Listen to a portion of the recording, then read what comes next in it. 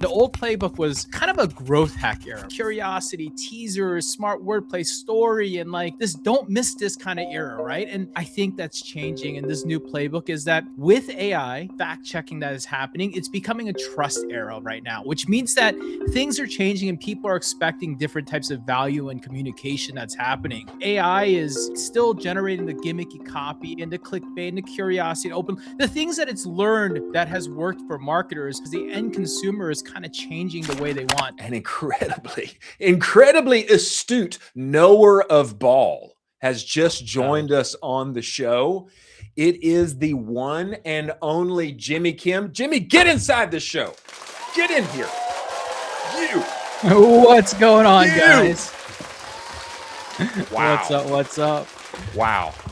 You know, I have always wanted to see your face with that background on this show, and now it has happened. I always feel like you are coming to us when I see you on screen with this background. I feel like you're coming from the Death Star. Somewhere there is like a cool Star Wars setup in space, and somehow you're connected with Elon or some sort and have made this happen. Welcome to the show. Well, thank you. I'm honored to be on the show. And Cowboy, it's cold outside, huh? It is. It's cold outside. For those who don't know, Jimmy and I live not very far away from one another. Jimmy makes his home in the Austin area. And brother, it's cold outside. Your kids are on snow day like mine, I would imagine. I mean, the roads are still white sheets of ice, man. They are, which means it's a great time to stay inside and talk about e-commerce on the internet. Is that fair? Sounds like a great time, bud. You know, Colin and I, we have been going back and forth on this. I am a little more email coded. I lean in the direction of email and perhaps a little more than some of our other brethren who lean more heavily into paid media. I have been up in arms about what I have seen with Gmail's AI inbox and things getting summarized. And to me, this is a big story that not a lot of people have talked about or perhaps care about that much, but it will once it hits the P&L and once it hits the bottom line. If you would, Jimmy, I'd love to just start out, just step back and give us State of the Union on email in 2026 and what new developments may be a kind of a gopher lying just under the surface that maybe brands and marketers aren't prepared for. Yeah, absolutely, man. So, talking about all this AI stuff, especially with the Gmail changes that have happened recently, Chase Diamond and I talked about this on a pod maybe in November when we were talking about it as we saw it roll out. And, we stepped back and we kind of thought about it. And it really comes down to this, right? Like the simple way I think about all of this change is very simple. Over the last couple of years, we've been seeing a lot of this stuff. There's kind of like an old playbook and a new playbook kind of starting to appear now. And the old playbook was kind of a growth hack era, right? Everyone can remember even going all the way back to 2017 as we think about what has changed with everything that e-commerce is doing and everything digital, in fact, right? Growth hack was like curiosity, teasers, smart wordplay, story, and like this don't miss this kind of era, right? And what's really happening, I think that's changing in this new playbook is that with AI, with the fact checking that is happening, it's becoming a trust era right now, which means that things are changing and people are expecting different types of value and communication that's happening. And unfortunately, where AI is, still generating the gimmicky copy and the clickbait and the curiosity, open the things that it's learned that has worked for marketers. What's really happening is the end consumer is kind of changing the way they want. They want to know what's going on right now. They want to be talked to like a person. They want to know that they're giving you data, like they browse the site, they abandoned a cart, and you're using that to almost give them a very good, clear, direct value and reply back into the place. So, that's kind of the best way I look at it is like no more clever hacks and, really basic segmentation. This is where we're starting to change into like AI needs to almost give it clarity and give people more readability, have that authentic human voice really come through and really have relevance tied to it through behavior. So, a lot of this comes down to a lot of marketing principles and facts and a lot of things. And, I said this once and once again, it's interesting, though e-commerce tends to send a lot of email into the market and recognizes the value. we're quite behind when it comes to the strategic way that people are approaching it and the things that are available in the market that people just aren't using because we've heard this before, right? Like you look at something where a good email program is generating 20-30% of that revenue versus paid acquisition generating the most of it, but it's still a large chunk. And a lot of teams, it's like you just kind of said it, a lot of companies don't invest enough money into what they're thinking about and with email side of things, and they don't invest into the teams and the people that they need to bring into place. So like things like copywriters and having a real brand voice and all this stuff is becoming more and more important than ever. So, as we look into the future, there's a lot of changes that will continue to go. And I think AI is really just making things, they're asking for the consumer that a brand is more direct, transparent, and offering clear values, and they're real about themselves and authentic. So I guess this would be saying you got to cut through the AI noise. You've got to be able to find that line where you're communicating.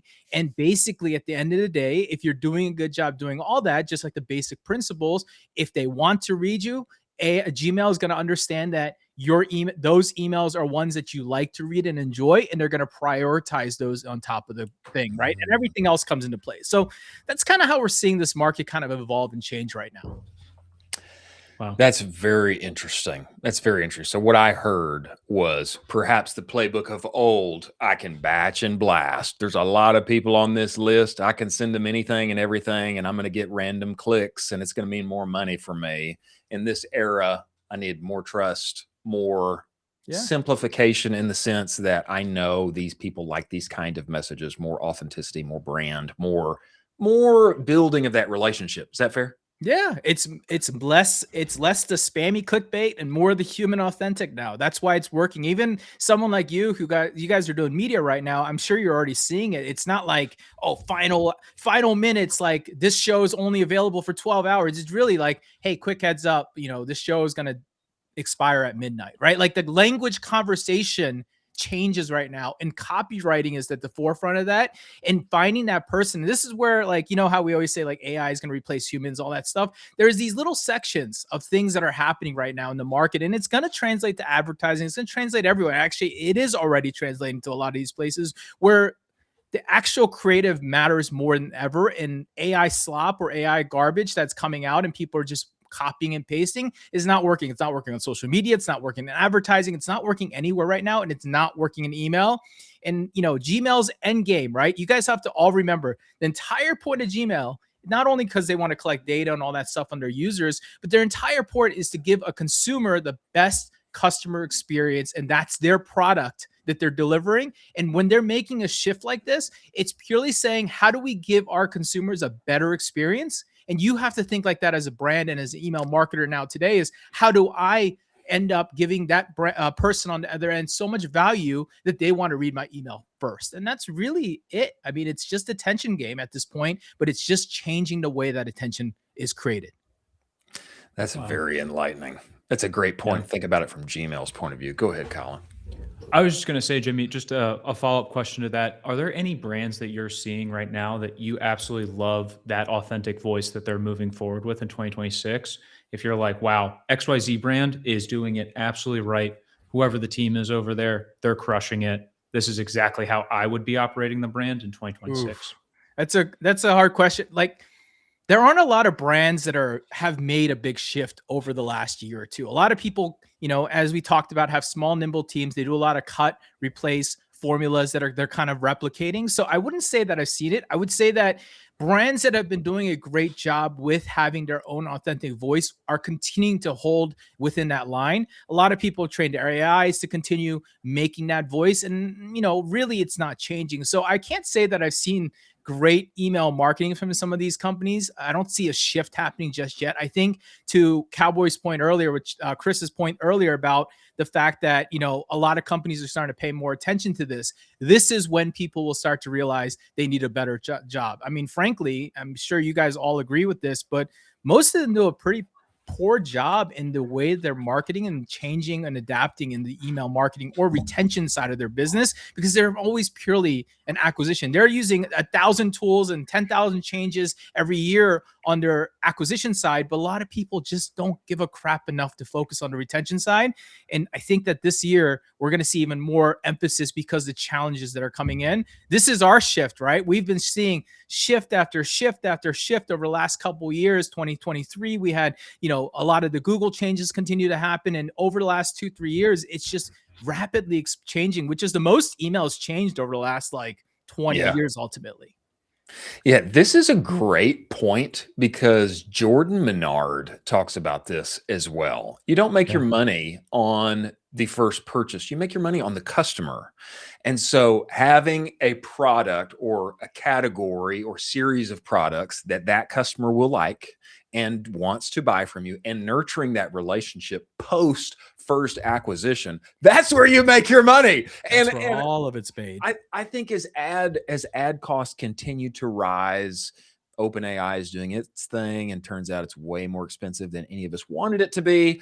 It's on that LTV side of nurturing and keeping that relationship with that customer, where the true money goes into the profit pocket for a lot of our brands here in 2026 and beyond. So I think this is a very important point that people need to listen to, and probably they need to just pay Jimmy a bunch of bags to come in there and talk to them about their email. I mean, is that fair, Jimmy? I mean, yeah, always. Or you could just come to an event we called Commerce Roundtable. Yes, right? Yes.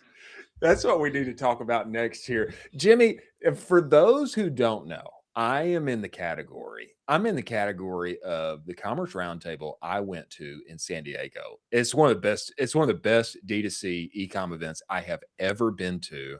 And now it's coming to Austin, Texas on 4/20 on April 20th, which is kind of hilarious. But give everybody perspective, just a little pullback of the curtain of what's going on at Commerce Roundtable, why they should be there. Yeah, absolutely. Why I think, again, you have experienced a great time at our event is because we're really focused on this growth and scale part of the direct-to-consumer e-commerce market, and those marketers and founders and executives that really live in and encompass in that, right? A lot of shows in this market are catered up market, right? Because that's where the money is, that's where the sponsor dollars are and those different things. And so we think about the intentionality of really focusing on the growth and scale market, which is people doing, $1 million and have established at least to some level of business and product market fit and starting to scale. And we want businesses that are doing 20, 50, 100, 200 million that are still very small businesses in the world of business. However, in our category, these are the people who are changing and really they're practitioners, right? They're people on the ground floor doing things. So, this year we're bringing this event to Austin. We do 2 shows a year here in San Diego. San Diego is kind of our big event that we do, but Austin this year we're bringing it out here. And, not only do we believe that Austin's underserved for the market that it is, I live here. Chris lives here. We should all do this here, right? So we've made that decision, but it's going to be 2 great days. A lot of strong keynote conversations on stage. We don't really do the panels and the fireside as much as we do keynotes because we find that people lock in. And our goal in these events, and we saw this in our San Diego event last year too, is we want everyone sitting their butts in the seat, watching, learning, growing, and educating, and then still having plenty of time to network and enjoy their time and, come out and do the things that they want to do at the event and meet the sponsors and all that good stuff too. But the reality is we really want to talk about what's working today, as relevant it is. I don't want talks from 4 years ago or something that someone's just repeating and regurgitating on stage. So we don't have the most professional speakers, but we have the people with the most relevant information. And then, my partner, Nick Shackelford, he vets the living crap and teaches people how to speak, converse, and deliver a strong value in that room, which is why, and what we consider ourselves, we're content first marketing event. And from there, everything else kind of falls into wind. Wow. The absolute legend himself, Nick Shackelford, by the way. Absolute legend. Long time in the game. It's an honor to be his partner. I mean, unbelievable. So you had Gary Vee on last year. Can you tease a couple guest speakers that you're doing yet, or no? It's too early. We have a couple that are really interesting, but we'll have the founder and CEO of Bloom for example. Oh yeah, Ooh. yeah, Coming baby. through it.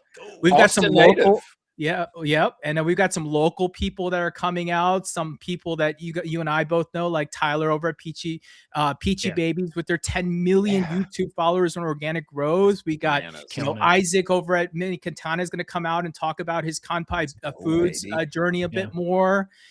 We've got a lot of that kind of stuff, and then we've got some debate. We saw Twitter and X really love the debate format, so we're going to Oh, try yeah. this fun dual screen format where we're going to have debates on topics with people showing separate slideshows about what they're bringing with proof and real things, not just words that are Yes. being shared, but demanding we bring proof and real facts to the table when we're making conversation points. So we've got a lot of this. We've got some really unique activations in place right now that are coming in. You guys are going to be interested. And then, of course, the biggest thing that I think I'm really excited about, and I always enjoy, is we gamified the heck out of this event in 2025 last year at San Diego. We started giving away stuff.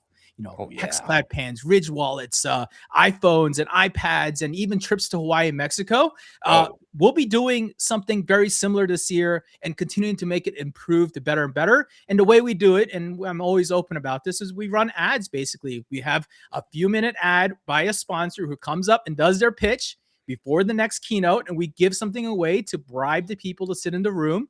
And then they come in and basically get something cool, and then we go on to the next keynote. So that's kind of how we've integrated and moved away from the whole tech partner speaking thing, which I know that hasn't been the biggest fan point for most people in this market.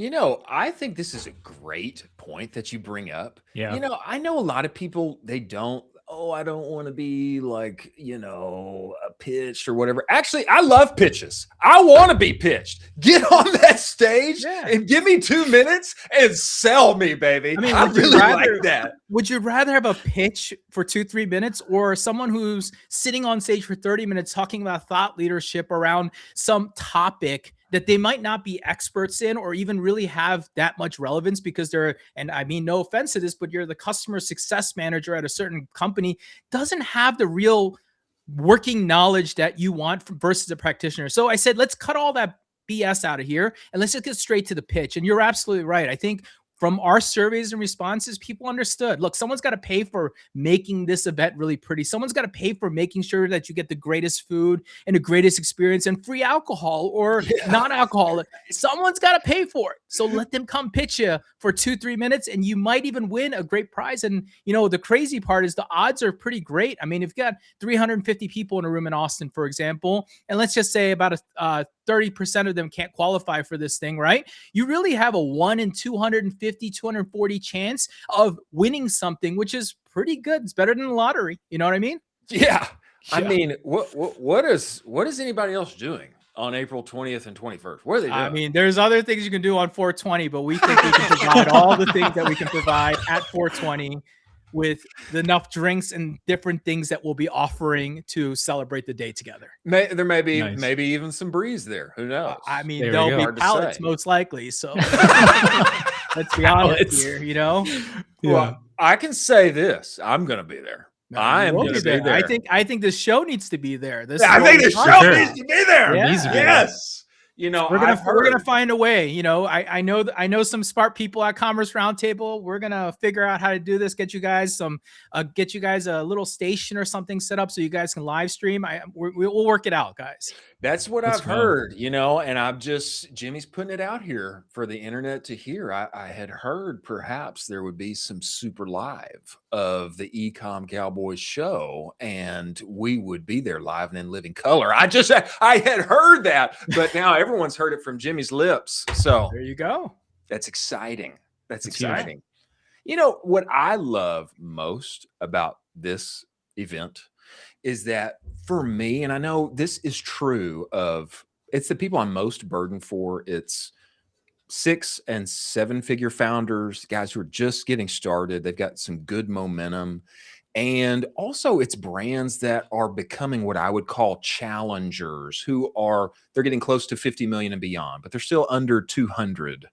It is actually getting into a room and being able to converse with people that you can learn from and get better at very quickly. And I think what we do in e-commerce is largely a very lonely occupation. It's you on a laptop at your house or in some coffee shop, and you're really excited about your thing and you're down in the weeds of it, and you just wish there was somebody else in your circle that you could nerd out with, talk about this, and get real help from. And I remember at one of these events, I talked with Nick and I said, Nick, hey man, I'm with a brand right now. We're growing fast. We're probably going to hit 40 million this year. I have no clue what to do next. I need some help. I need some help. And I got the help in about a 10-minute conversation. And it's that kind of opportunity inside of a great room. To me, it means the world for people inside of our space. Is that fair? Yeah, that's exactly how we think about it too. I mean, you're 100% right. That room is so powerful. And dude, you're right. Like the human, like real experience of having people together in a room right now, that's like the one thing that's missing from all our lives. And as you're sitting at your house and I'm sitting here and Colin's there too, like none of us are getting that one-on-one real impactful. And you said it, 10 minutes is better than a 30-minute Zoom or whatever the heck might happen and occur. So I'm with you there. I love these things. And not only as an event owner or host do I feel empowered and feel enlightened after event, it also, I learned so much of what's going on, which is part of why I love doing the thing that we do in this event, is really just getting connected and learning what's happening on the ground floor. And boom, a lot of this stuff is happening. And to your point about the brands, dude, 2023, I look back, you know, a couple of years ago when we ran this event 3-4 years ago, and some of the brands that are in the room that day were not that big.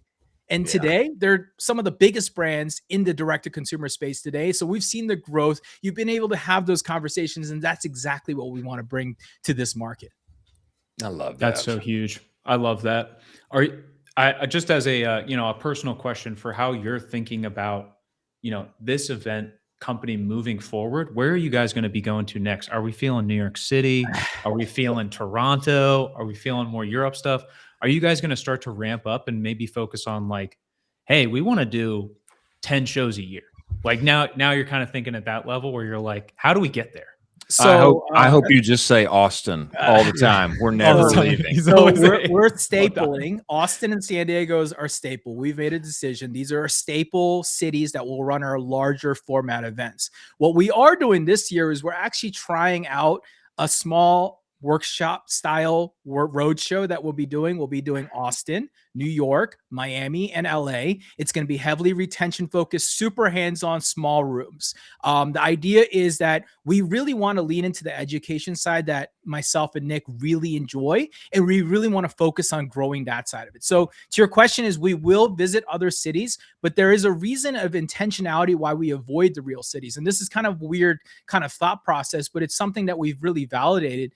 When you go to a localized city like LA or New York, where there's a lot of people don't come to your event the same way they come into your event when it's in San Diego or Austin. People come to San Diego and Austin as a destination. They come the weekend before, they spend a weekend, they go to the show, and then they leave, and they generally bring their family. And we love bringing that experience because people are coming with intentionality. When you go to New York or LA, the problem that we see in this market, and this is coming from my personal experience on the SaaS side, doing probably 90 events over 2-3 years, is that people in New York and LA, they're just stopping by because it's in their local city. Their intentionality and their goal and their thought process of why they're coming is just slightly different. And so the value and quality are much lower. So that's why we've said, okay, we'll go to the big cities really to kind of think about like top of the funnel where we're working and teaching and giving them workshops. We're giving hands-on learning and experience and getting a little mini version of Commerce Roundtable experience for 4 to 6 hours in that day. But our staple shows will continue to be Austin and San Diego, and we'll probably not expand out on the large show format anywhere else. Wow. Goated insights from the one and only Jimmy Kim. Jimmy, we know you're a busy man. We appreciate you coming on the show. But if you would, before you leave, just give us 30 seconds, 60 seconds on where should people go next if they want to come to Austin? If they, stay with me, stay at my house, and absolutely. If you want to stay in Chris's house, he's got a free bed and breakfast opportunity available. But yes, if you want to learn more, obviously you can see I talk about it plenty on social media, but really the website is commerceroundtable.com. You go check it out. You can see the Austin event, the San Diego event. We've got a list of all the things, light registration and simple things that are on there. And I'll even throw a code out there for you guys. We'll throw Cowboy out there for any ticket, right? I'll go get this made right after the show. So if you're waiting, don't use it until I'm off this because we're really live right now. So we can't do this right now. But we'll use the code Cowboy, just one word. We'll give, I don't know, we'll do $150 off a ticket, brother. It's like 40%, right? We'll do $150 off a ticket for anybody listening to this. So come check us out at commerceroundtable.com. Since I get the free pitch here, I might as well use it. Wow, Jimmy. Wow. Golly. Just, I mean, we might as well call him Santa Jimmy. I mean, he's just giving out presents here everywhere. Well, Jimmy, man, we really appreciate you making the time, and I look forward to seeing you live and in living color at Commerce Roundtable, brother. Yep. All right, guys. Thank you guys for having me. Thanks, guys. Wow. Did you expect that? I did not expect that. I didn't know he was going to do that. I did not know he was going to do that.